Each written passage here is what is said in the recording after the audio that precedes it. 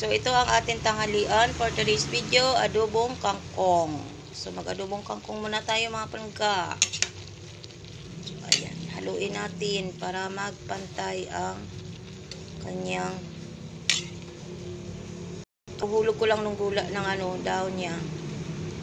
So, ayan. Ayan, nag-uusok-usok.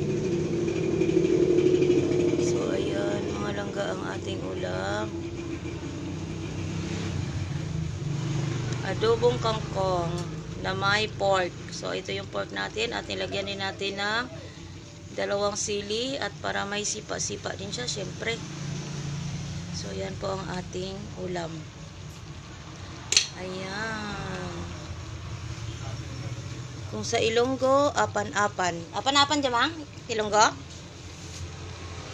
Yan, apan-apan kuno sa Ilonggo na. O, di ba? Kung sa Tagalog, adobong kangkong, mama. So, naghihintay na po yung aking customer at meron tayong customer dito. Magsalita ka, May. Magsalita ka. Sabi ko magsalita.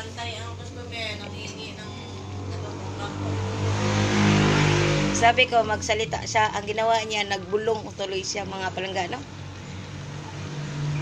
So, ayan po ang ating ulam. So, ngayon na ulit tayo nakapag-video mga palanggano kasi nagloko ang ating cellphone. Ayan. So, ayan ang ating ulam. Ang kapakasarap, healthy food. Ayan. Wala masyadong mantika. Yan mga langga. So, ang ating ulam. Haluin ulit natin. Ayan, nagkaroon na siya ng kanyang sariling sabaw. Ayan. So, hayaan lang muna natin siya. Ayan, lutuin natin. So, itong karne mga langga ay parang giprito ko lang yan siya. Sa kanyang sariling kamantikaan. So, ayan. So, ayan.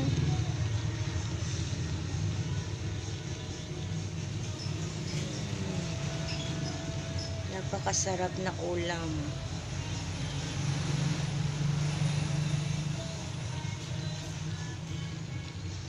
Kunting kanin, more gulay, yummy yummy, healthy food.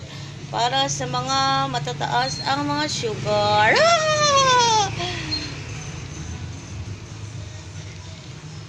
So, ayan mga palangga. Thank you so much for watching and see you next video. Thank you so much.